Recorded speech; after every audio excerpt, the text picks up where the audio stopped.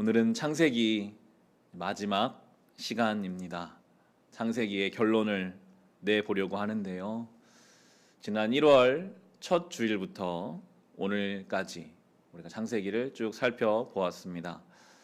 창세기를 매주 나눌 때마다 항상 머릿속에 떠올리는 장면이 있습니다. 바로 창세기의 시작이었던 하나님의 창조의 시작 장면입니다. 성경은 그렇게 묘사하고 있었습니다.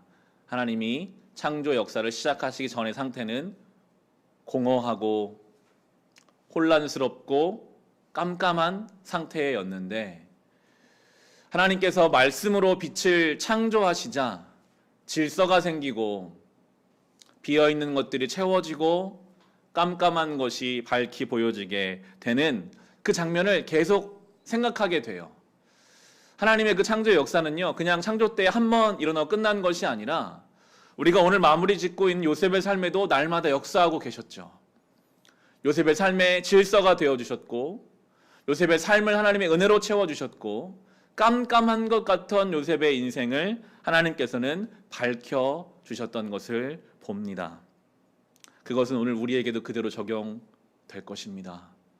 우리의 질서 없는 삶에 하나님의 창조의 역사 가운데 질서가 생겨나고, 공허하고 깜깜한 우리의 삶을 하나님이 채우시고 인도하시는 이 창조주 하나님의 손길이 오늘 우리의 삶에도 허락될 수 있기를 간절히 소망해 보게 됩니다. 창세기 50장을 마지막으로 나누면서 우리는 요셉의 죽음, 지난주 아버지 야곱의 죽음에 이어서 요셉의 죽음까지 살펴보게 되는데요. 이 50장은 먼저는 이 야곱의 장례를 먼저 다루고 있습니다. 무려 70일 동안 아버지 야곱의 장례를 요셉이 치루었어요.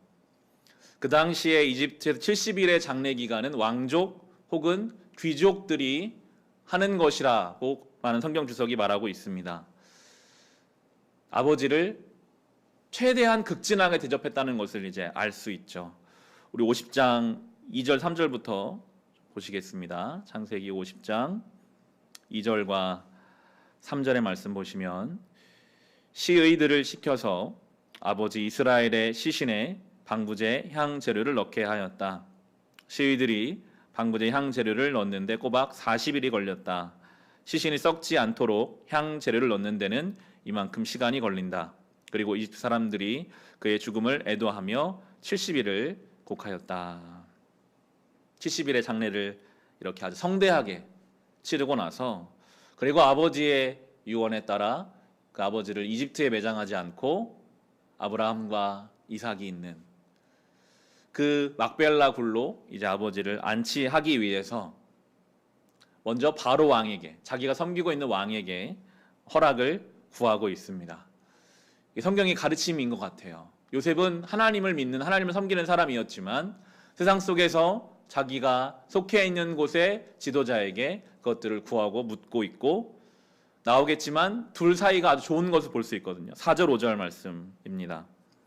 곡하는 기간이 지나니 요셉이 바로의 궁에 알렸다. 그대들이 나를 너그럽게 본다면 나를 대신하여 바로께 말씀을 전해주시오. 우리 아버지가 운명하시면서 내가 죽거든 내가 가나안 땅에다가 준비하여 둔 묘실이 있으니 거기에 나를 묻어라 하시고, 우리 아버지가 나에게 맹세하라고 하셔서 내가 그렇게 하겠다고 맹세하였소. 내가 올라가서 아버지를 장사 지내고 올 수 있도록 허락을 받아 주시오. 장례 중에 있는 사람은 부정하다고 생각했기 때문에 직접 바로왕에게 묻지는 못하고 간접적으로 허락을 구하죠. 요셉이 장례 치르러 갈 때 정말 많은 사람이 따라갔거든요. 그만큼이나 요셉이 이집트에서 가지고 있는 영향력은 컸어요. 그런데 이 바로는 요셉을 향해서 아주 흔쾌하게 허락해 주는 것을 보면서 요셉이 자기의 왕위를 빼앗아 갈 만한 그런 경쟁자가 아니라 서로 신뢰하는 조력자의 관계인 것을 볼 수 있습니다. 바로가 허락해 주고 요셉이 많은 사람들과 함께 아버지를 장례 치르기 위해서 가나안 땅에 갑니다. 6절부터 9절의 말씀입니다. 요셉이 이렇게 간청하니 고인이 맹세시킨 대로 올라가서 선친을 장례 지내도록 하라는 바로의 허락이 내렸다. 요셉이 자기 아버지를 묻으러 올라갈 때에 바로의 모든 신하와 구 궁에 있는 원로들과 이집트 온 나라에 있는 모든 원로와 요셉의 온 집안과 그 형제들과 아버지의 집안 사람이 그들에게 딸린 어린 아이들과 양떼와 소떼는 고센 땅에 남겨준 채로 요셉과 함께 올라가고 거기에다 병거와 기범까지 요셉을 호위하며 올라가니 그 굉장한 상여 행렬이 볼만하였다. 요셉은 영향력 있는 인생이었습니다. 아버지 장례를 치르러 갈 때 수많은 사람들이, 자기 집안 식구만이 아니라 이집트의 많은 사람들이 요셉과 함께 갔습니다. 아마도 요셉의 권세가 대단했으니까 눈치를 보면서 가는 사람들도 있었겠죠. 그러나 어찌되었든 하나님의 사람이 약속의 땅으로 가는 그 길을 그 영향력 때문에 따라가는 사람들이 생기는 것을 우리에게 보여주고 있어요. 순전하고 지혜로운 모범이 되는 성도의 모습이죠. 믿는 사람들 안에서만이 아니라 믿지 않는 사람들 안에서까지 선한 영향을 미치고 있는 이 요셉의 모습을 보여주고 있습니다. 그런데 창세기가 강조하고 있는 결론은 여기에서 끝이 나지는 않아요. 요셉처럼 저렇게 세상 속에서 잘 돼서 사람들에게 영향력을 미쳐서 그들을 가나안 땅을 보고 오게 하라. 이게 창세 결론이 아니거든요. 이제 그 뒤에 결론을 낼 텐데요. 잠시 성경의 카메라가 한동안은 야곱과 요셉에게 집중하느라 비추지 않았던 요셉의 형제들을 비추게 됩니다. 그들은 굉장히 긴장하고 있습니다. 아마 아버지가 돌아가시려고 하는 그 시점 즈음에서 불안했을 거예요. 그들이 한 짓이 있잖아요. 자기 동생에게 했던 일. 저 요셉이라는 내 동생이 지금은 아버지가 살아계시니까 우리를 받아줬지만 아버지가 돌아가시면 우리에게 큰 해가 돌아올지도 모른다라는 불안감에 그들이 떨고 있었어요. 15절부터 18절 말씀 보시면요.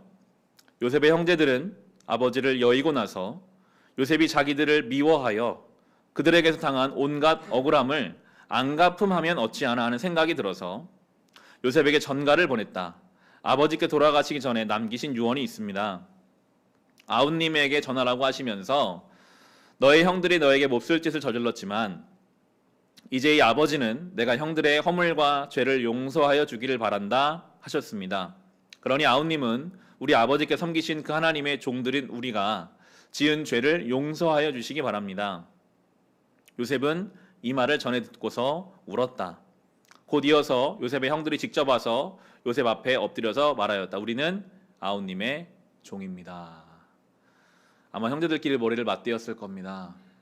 어떻게 우리가 용서를 구해야 살아남을 수 있을까? 그들이 낸 지혜는 그거였죠. 아버지 이름을 대자. 실제로 그렇게 말했는지 안 했는지는 모르겠지만 아버지의 이름을 대면서 우리를 좀 제발 용서해 달라. 그런데 요셉은 안타까운 마음으로 그 형들의 모습을 보면서 눈물을 흘리고 있거든요. 이미 용서했는데, 이미 용서할 것이 없는데 여전히 그 죄의 무게와 두려움에 사로잡혀 있는 형들을 보면서 안타까운 눈물을 흘리고 있어요. 죄가 사람을 얼마나 무겁게 짓누르는지를 보여주고 그 죄에 짓눌린 사람들을 향한 하나님의 눈물이 무엇인지를 요셉의 눈물을 통해서 우리는 알 수 있습니다. 하나님 안에서 상처와 죄의 문제를 해결한 사람은 자유를 얻지만 여전히 그 죄의 문제에 눌려있는 사람은 항상 불안하고 안 좋은 상상을 하게 되고 그것 때문에 스스로 병들게 되는 것을 보여주고 있습니다. 그런 경우가 참 많거든요. 예수님을 팔아넘겼던 가룟 유다를 생각해 봅니다. 자주 하는 생각이에요. 만약에 가룟 유다가 예수님을 팔아넘기고 나서 부활하신 주님 앞에 엎드려서 용서를 구했다면 어땠을까? 그가 스스로 목숨을 끊지 않고 끝까지 주님 부활할 때까지 살아있다가 주님 앞에 엎드렸다면 주님은 그를 반드시 용서하셨을 거고 아마 이 가룟 유다는 가장 큰 용서를 받은 사람으로서 가장 위대한 사도가 되지 않았을까 하는 생각을 해보게 돼요. 그의 생존 자체가 간증거리잖아요. 내가 예수님 팔아넘긴 사람이었는데 주님은 나 같은 자도 용서해 주십니다라고 그의 존재만으로도 많은 사람들에게 복음을 전할 수 있었을 텐데 그는 그러지 못했거든요. 나는 용서받지 못할 거야. 자기 스스로 하나님의 사랑을 제한해버리고 그 죄의 속삭임에 결국은 스스로 목숨을 끊게 되는 안타까운 모습을 보여주죠. 오늘 요셉의 형제들도 가룟 유다도 그리고 우리들의 마음에도 그런 것들이 있습니다. 성경 안에서 복음 메시지를 가장 잘 담고 있다고 하는 로마서 8장의 시작이 되는 로마서 8장 1절과 2절은 우리에게 이렇게 가르쳐 주십니다. 그러므로 그리스도 예수 안에 있는 사람들은 정죄를 받지 않습니다. 그것은 그리스도 예수 안에서 생명을 누리게 하는 성령의 법이 당신을 죄와 죽음의 법에서 해방하여 주었기 때문입니다. 죄와 죽음의 법 안에 있는 요셉의 형제들 가룟 유다와 같은 인생이 있고, 성령의 법에 있는 참된 자유를 경험하는 요셉과 같은 사람들이 있어요. 이것은요, 뻔뻔하고 염치 없는 그런 수준의 것이 아닙니다. 내가 죄 지었지만 나 용서해 주시겠지, 그렇게 편한 마음으로 죄 지을 수 있는 그런 수준의 것이 아니라, 예수의 십자가와 그 은혜를 알면 알수록 우리의 죄와는 비교할 수 없는 주의 사랑과 은혜 앞에서 우리는 자유를 경험하게 되거든요. 요셉의 형제들을 대하는 태도를 통해서 복음이 어떻게 성도 간 역사한지를 볼 수 있어요. 19절에 보시면 정말 중요한 말을 하는데요. 요셉이 그들에게 말하였다. 두려워하지 마십시오. 내가 하나님을 대신하기라도 하겠습니까? 요셉은 이제 이것을 깨달았어요. 당연히 그 안에 정죄감이 있었겠죠. 형들을 향한 미움 왜 없었겠습니까? 그런데 어느 순간부터는 나도 누군가에게 형제들처럼 상처 주는 사람임을 깨닫게 되고, 이 모든 것을 판단하시는 분은 오직 하나님뿐이라는 것을 알게 되면서부터 내가 누군가를 정죄하는 것이 결코 유익하지 않고 이것은 사망의 법이고 모든 것을 하나님께 맡겨드리고 내가 받은 은혜로 살아가야 한다는 것을 요셉이 깨닫게 됩니다. 그러면서 그 하나님 앞에서 해석하죠. 20절, 21절입니다. 형님들은 나를 해치려고 하였지만 하나님은 오히려 그것을 선하게 바꾸셔서 오늘과 같이 수많은 사람의 생명을 구원하셨습니다. 그러니 형님들은 두려워하지 마십시오. 내가 형님들을 모시고 형님들의 자식들을 돌보겠습니다. 이렇게 요셉은 그들을 간곡한 말로 위로하였다. 두려워 떨고 있는 형제들, 자기를 배신했고 죽이려 했고 팔아넘긴 형제들을 향해서 하나님의 방식으로 그들을 대하기 시작해요. 세상의 방식은 그런 거죠. 복수하는 것입니다. 더 무섭게 복수하는 것입니다. 그래서 내 분풀이를 하는 것이 세상의 방식입니다. 정죄하고 탓하는 것. 어떤 일이 일어나면 누구 때문에 이렇게 됐는가를 자세하게 따지는 것. 그거 따져도 이 문제는 해결되지 않는데 거기 따지는데 우리는 마음이 바빠요. 누구 때문에 이렇게 된 거야? 누가 이렇게 했어? 그렇게 한다고 어떤 일이 달라지지 않는데 죄는 그렇게 우리를 끌고 가거든요. 그런데 요셉은 그 가운데 하나님 방식을 택합니다. 하나님이 선하게 바꾸셨습니다. 형님들은 나를 미워했지만 나는 형님들과 형님들의 자녀들까지 내가 책임지겠습니다. 사망의 법이 아니라 생명의 법으로 살아가는 하나님 나라의 방식을 요셉이 보여주고 있습니다. 바라기는 우리도 이러한 성도, 이러한 교회 되기를 간절히 소망합니다. 저와 여러분의 삶에는 어떤 상처, 아픔들 있죠. 그것들을 주님께 갖고 나와서 사망의 법에 생명의 법을 바꿔서 하나님 방식으로 풀어나갈 수 있는 그런 생명을 살리는 교회와 성도 되기를 주님의 이름으로 축원합니다. 성경은요, 요셉이 총리로 어떤 치세했는지 설명하고 있지 않아요. 한번 그 토지법 만든 이후로는 요셉이 총리로서 한 많은 과업이 있었을 텐데 전혀 언급하지 않고 오히려 요셉이 어떻게 형제들과의 그 묵은 관계를 하나님의 은혜 앞에서 풀어냈는가를 설명하고 있죠. 왜냐하면 나에게 주신 어떤 관계들을 하나님의 은혜 앞에서 풀어내는 사람이라면 맡겨진 어떤 일 가운데서도 하나님 방식으로 일을 감당할 수 있거든요. 이것이 우리의 삶에 너무나 중요한 지점입니다. 세상에서 어떤 일을 많이 하는 것도 물론 중요하겠지만 나와 가까운 관계를 맺고 있는 사람들의 관계 속에서 내가 어떻게 하나님의 생명의 방식으로 그들을 대하는가, 그것이 우리 모든 것에 영향을 미치기 때문입니다. 그리고 다시 이제 요셉의 죽음으로 창세기는 중요한 강조점을 우리에게 보여줍니다. 요셉은요, 참 잘 살았던 것 같아요. 그가 이미 그의 직장이죠. 이집트 안에서도 신망을 받는 사람이었고 형제들을 넉넉하게 용서해 주었고 자기 아들과 자기 손자들까지도 잘 돌보았다고 그렇게 설명합니다. 22절, 23절에 보시면 요셉이 아버지의 집안과 함께 이집트에 머물렀다. 요셉은 100년하고도 10년을 더 살면서 에브라임의 자손 3대를 보았고 므낫세의 아들 마길에게서 태어난 아이들까지도 요셉이 자기의 자식으로 길렀다.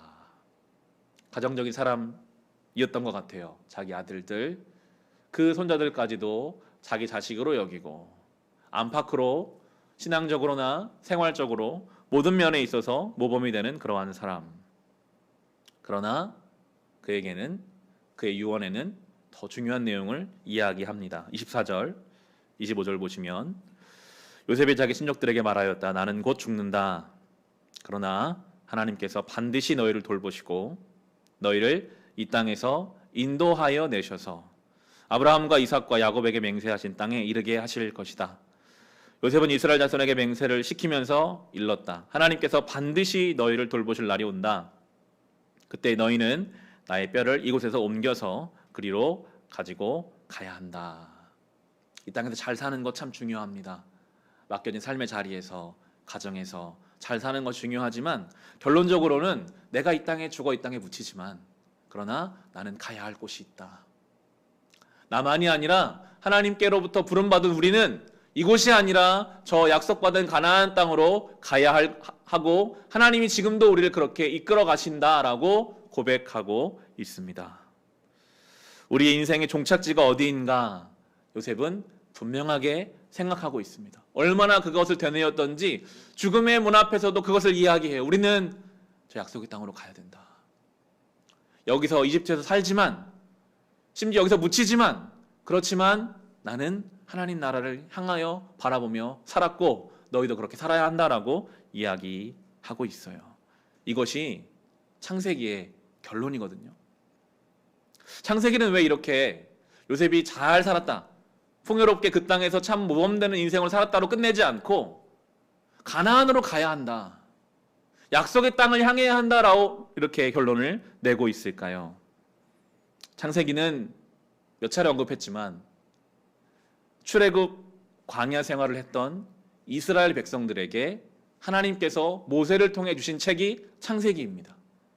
물론 우리에게도 주신 성경이지만 최초로 창세기를 읽었던, 창세기를 받았던 사람들은 출애굽하고 광야에서 가나안을 향해 가던 그들을 향해서 모세를 통해 주신 말씀이거든요.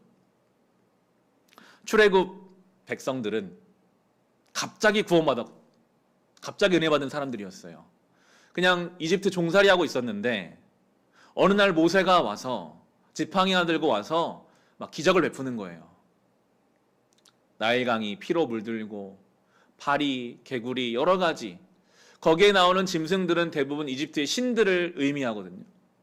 하나님께서 나타나셔서 너희들이 섬기는 저런 것들은 신이 아니다, 그저 하나님 피조물일 뿐이다라고 가르쳐주고, 그리고 어느 날 밤 모세의 말을 따라 어린 양을 잡아서 그 피를 그냥 문에 발랐을 뿐인데 그날 갑자기 이집트의 노예에서 홍해를 건너 하나님 백성이 되어버린 거예요. 이게 우리 성도의 모습을 그대로 보여주고 있습니다. 우리는 죄의 종노릇했던, 욕심의 노예살이했던 인생입니다. 우리 힘으로는요 그 죄와 욕심을 절대 벗어날 수 없는 인생이었어요. 그런데 강권적으로 주님께서 역사하셔서 저 세상의 것들이 아무것도 신이 아니고 유월절 어린 양 대신 예수의 피를 우리의 영혼에 바르면 갑자기 우리는 죄의 종에서 홍해를 건너 하나님 백성이 되게 하신 거거든요. 그냥 그들의 인생을 떠서 하나님이 옮겨버리셨어요. 그러니까 그 전에 살았던 생활 방식은 그대로 몸에 남아있는데 이제 광야 생활을 통해 하나님 원하시는 가나안으로 가야 되는 그 사람들에게 설명하는 겁니다. 창세기를 통해서 이 일은 갑자기 일어난 일이 아니야. 그 아브라함 때부터 요셉의 때에 이르기까지 하나님의 신실한 계획이 있었고, 요셉을 통해 하나님 입술을 전하신 것처럼 우리는 이제 저 가나안으로 가야 되는 존재고 너희가 그 성취받는 복된 존재라고 창세기를 통해서 결론 짓고 있고, 우리를 향한 성도들을 향한 결론이기도 합니다. 우리는 물론 이 땅에서 성실하게 잘 살아야 하지만 우리가 가야 할 곳, 그곳이 존재하고 있고, 그들에게 가나안이었다면 우리가 가야 할 곳은 예수 그리스도의 십자가죠. 그 부활의 영광과 생명을 바라보며 우리의 십자가를 지고 주님을 따르는 삶으로 우리를 초청하고 계십니다. 요셉처럼 설령 거기를 가지 못하고 이집트에 묻힌다 할지라도 중심으로 그것을 사모하는 자들을 이끌어 가신다, 주님이 알고 계신다라는 것을 우리가 성경을 통해 볼 수 있는데요. 우리 출애굽기 13장을 한번 보겠습니다. 출애굽기 13장 구약 92페이지에 보시면요, 제가 설명한 대로 이제 모세를 통해 백성들이 출애굽할 때 요셉의 유고를 가지고 출애굽을 해요. 하나님이 그렇게 하게 하셨어요. 출애굽기 13장 19절 보시면 모세는 요셉의 유고를 가지고 나왔다. 요셉이 이스라엘 자손에게 엄숙히 맹세까지 하게 하며 하나님이 틀림없이 너희를 찾아오실 터이니 그때 너희는 여기에서 나의 유고를 가지고 나가거라 하고 말하였기 때문이다. 그때는 이집트에 묻혔지만 하나님은 그 요셉의 간절함을 보시고 결국 그로 하여금 가나안으로 향하게 하셨고요. 바로 이어지는 13장의 21절 22절이 그들이 어떻게 광야길을 건너 가나안으로 향했는지 방법적인 것을 보여주죠. 21절 22절 주님께서는 그들이 밤낮으로 행군할 수 있도록 낮에는 구름 기둥으로 앞서가시며 그를 인도하시고 밤에는 불기둥으로 앞길을 비추어 주셨다. 낮에는 구름 기둥, 밤에는 불기둥이 그 백성 앞을 떠나지 않았다. 광야에서 길을 몰라요. 오직 하나님이 길이셨어요. 아침에 눈 뜨면 오늘 어디로 가야 하는가? 하나님의 구름 기둥, 불기둥 따라가는 것이 광야를 지나 가나안으로 가는 성도들의 삶의 방식이었습니다. 이것이 이 시대의 광야 같은 인생길을 지나 하나님 원하시는 곳을 향해 가야 하는 우리들의 삶의 방식이죠. 우리에게 구름 기둥, 불 기둥은 무엇입니까? 성경 말씀입니다. 날마다 아침에 눈을 뜨면 우리는 말씀 앞에 겸손히 구해야 합니다. 하나님, 오늘은 어떻게 살면 좋을까요? 매일매일 말씀 묵상하는 게 참 중요한 것 같아요. 그게 광야를 건너가는 유일한 길이거든요. 하나님, 오늘 우리는 어떻게 살아야 할까요? 깜깜한 밤일수록 더 주님의 말씀을 붙잡아야 합니다. 이 코로나의 시간, 이 깜깜한 세상 속에서 하나님의 불기둥이, 이 말씀의 기둥이 우리를 어디로 인도하시는지, 그런 면에 있어서 우리가 요즘 날마다 묵상하는 다니엘서 말씀, 어제 다니엘서 끝났는데요, 다니엘이 정말 요셉처럼 하나님이 정하신 그 가야 할 곳을 향해 잘 갔던 인생이었고, 다니엘서를 통해서 많은 것을 배우게 하셨기에 다니엘을 통해서 이제 오늘 말씀의 결론을 내고자 합니다. 창세기도 마쳐지고 다니엘서도 함께 이렇게 마칠 수 있게 돼서 참 좋은데요. 다니엘서는 12장까지 있는데 6장까지는 다니엘의 어떤 개인적인 이야기들입니다. 놀라운 경험을 하죠. 다니엘이 너무나 지혜로운 사람이고 영적으로 충만한 사람이었음을 여러 가지 사건을 통해 우리에게 보여줘요. 지혜의 사람, 믿음의 사람. 이 지혜롭고 믿음이 충만한 다니엘에게 7장부터 12장은 하나님이 4가지 환상을 보여주십니다. 하나님 나라의 비밀을 보여주시는데요. 다니엘서 10장을 한번 보겠습니다. 다니엘서 10장입니다. 구약 1274페이지에 있습니다. 이 다니엘을 통해 어떻게 우리가 가야 할 신앙의 곳을 향해 갈 수 있는지를 구체적으로 살펴볼 수 있는데, 다니엘서 10장 구약성경 1274페이지 펴놓고 보시면 이 10장의 배경은 다니엘이 티그리스 강가, 거기서 환상 중에 예수님을 만나는 장면이 10장의 내용입니다. 다니엘서 10장에서 예수님이라고 직접적으로 표현하지는 않으나 많은 성경 주석이 이분을 예수님이라고 이야기하는데요. 여러분은 예수님을 다니엘처럼 환상 중에 만나 뵈면 어떠실 것 같습니까? 다니엘과 같은 믿음의 사람이라면 너무 기쁘고 너무 좋을 것만 같은데 실제로는 그렇지가 않거든요. 거룩하신 예수님 앞에 서니까 내 안에 있는 불순종, 해결하지 못한 어떤 것들이 드러났는지 다니엘이 죽은 자처럼 기운을 잃게 됩니다. 7절 8절 말씀입니다. 다니엘서 10장 7절 8절 보면 나 다니엘만 이 환상을 보고 나와 같이 다른 사람들은 그 환상을 보지 못하였다. 그들은 두려워하며 도망쳐서 숨었으므로 나 혼자만 남아서 그 큰 환상을 보았다. 그때 나는 힘이 빠지고 얼굴이 죽은 것처럼 변하였으며 힘을 쓸 수 없었다. 우리는 때로 하나님 말씀 앞에서 나의 부족함을 너무 뼈저리게 느낍니다. 주님 말씀은 저렇게 거룩하신데 나는 뭔가 자책하고 실망하고 많은 세상 사람들은 그냥 도망가 버립니다. 다니엘 주변에 많은 사람 다 도망가 버렸어요. 그리고 그 말씀을 듣는 다니엘도 기쁘고 즐거운 것이 아니라 그 말씀 앞에 자기의 초라함을 발견하게 되는데 감사한 것은 주님이 이 다니엘을 책망하지 않으세요. 네가 그렇게 많은 시간 동안 나를 따랐고 그렇게 많은 것들을 내가 이미 주었는데도 왜 이 거룩함 앞에서 담대하지 못하냐 이렇게 말씀하지 않으시고요. 오히려 그에게 새 힘을 주시고 그를 일으켜 주십니다. 10절부터 12절 보시면 그렇게 죽은 듯이 아무것도 하지 못하는 다니엘에게 그런데 갑자기 한 손이 나를 어루만지시면서 떨리는 손과 무릎을 일으켰다. 그가 내게 말하였다. 하나님께 큰 사랑을 받은 사람 다니엘아, 이제 내가 내게 하는 말을 주의해서 들어라. 너는 일어서라. 지금 나를 내게로 보내셔서 이렇게 왔다. 그가 내게 이 말을 할 때 나는 일어섰으나 여전히 떨렸다.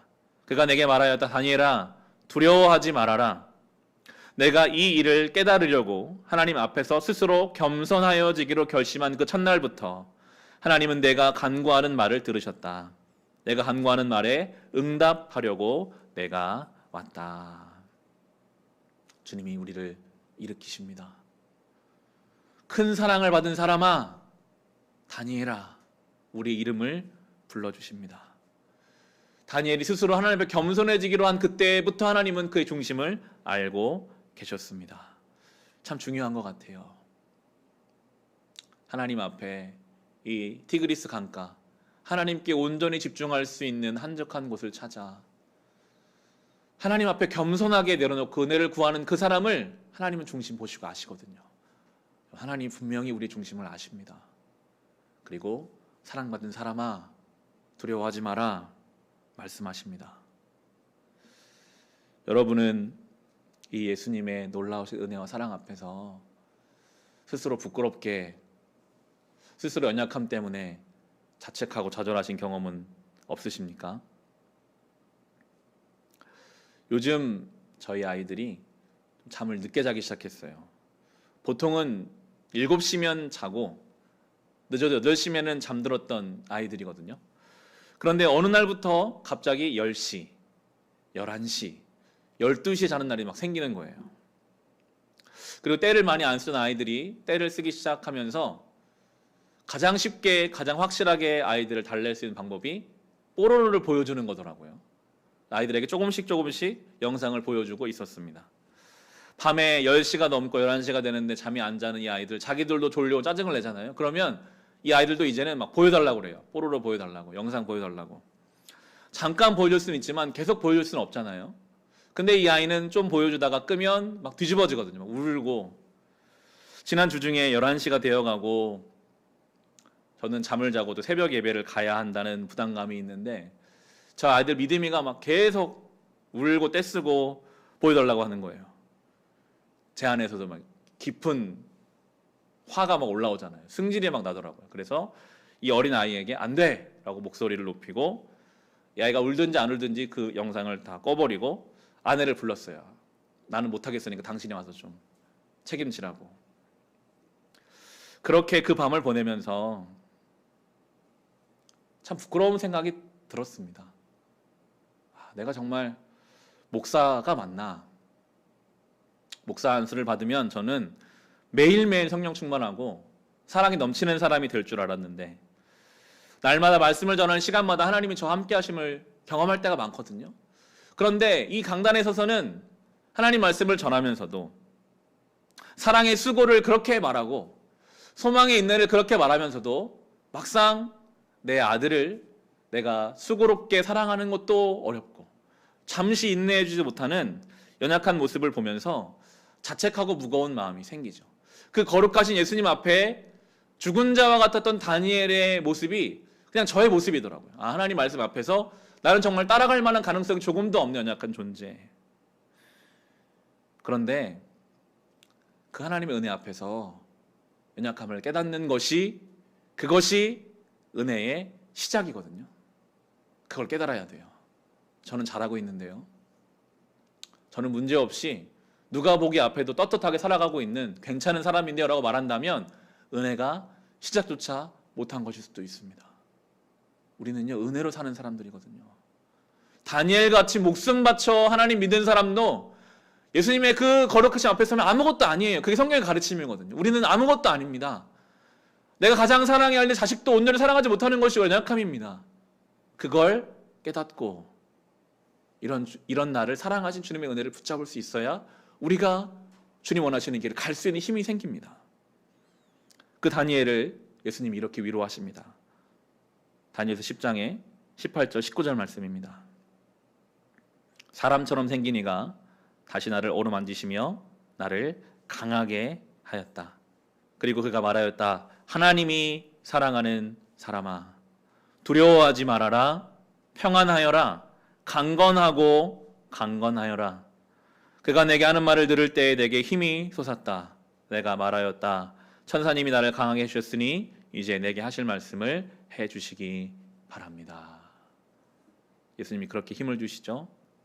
어루만지시며 강하게 하십니다. 두려워 마라. 평안해라. 강건하고 강건해라. 여러 가지 이유들로 우리는 두렵고 평안을 잃고 자책하고 넘어져 있지만 오늘도 주님께서는 강건하고 강건해라. 다니엘이 반응이 달라지잖아요. 그때 이제 나에게 말씀해 주시기 바랍니다. 말씀을 따라갈 힘까지 주님이 허락해 주고 계십니다. 이게 단계인 것 같아요. 내가 아무것도 아니라는 것을 깨닫는 순간 주님은 그런 우리를 불쌍히 여기셔서 우리를 위로하시고 격려하셔서 말씀을 따라갈 힘까지 우리에게 허락하여 주시는 놀라운 주님이십니다.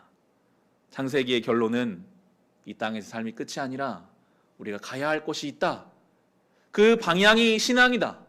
그곳까지 주님과 함께 동행하는 것, 그것이 우리가 가야 할 길이다라고 결론을 내어주고 있습니다. 주님을 따라간다는 것 생각만 해도 우리는 어려울 때가 있고 마음이 무거울 때가 있지만 주님께서 오늘도 우리를 어루만지시며 힘을 주실 것입니다. 보혜사 성령께서 우리 안에서 우리를 붙잡아 주실 것입니다. 창조주 하나님이 오늘도 우리 안에 혼란스러운 것을 질서로 붙잡아 주시고 우리 어둠 가운데 빛을 비추사 이 길을 갈 수 있도록 우리를 이끌어 주실 것입니다. 예배 마지막에 부를 찬송의 가사가 이렇습니다. 예수 나의 좋은 치료자, 후렴에 천한 나를 돌아보신 구세주를 찬양해. 하늘 닿는 곳까지 내 손 들리라 라는 가사가 있어요. 이따가 반복해서 부를 건데요. 천한 나를, 하나님 앞에 서면요 우린 천하거든요. 주님은 그런 우리를 위해 이 땅에 오셨어요. 성탄은 그런 의미죠. 우리가 할 수 있는 것은 내 손이 닿아봤자 하늘에 전혀 안 닿지만 내가 할 수 있는 데까지 내 손 들어서 주님을 찬송하는 것, 그 은혜에 감사하는 것. 요셉이 그냥 이집트에 묻혔지만 내 유골이라도 내가 주님 원하시는 곳에 가기 원합니다라고 고백했던 것처럼 비록 우리가 욕심과 죄로 예수님을 조금 닮아가지 못한다 할지라도 내가 내 손 닿는 곳까지 주님을 찬송하며 살겠습니다 고백하는 저 여러분의 신앙의 방향과 내용이 될 수 있기를 주님의 이름으로 축원합니다.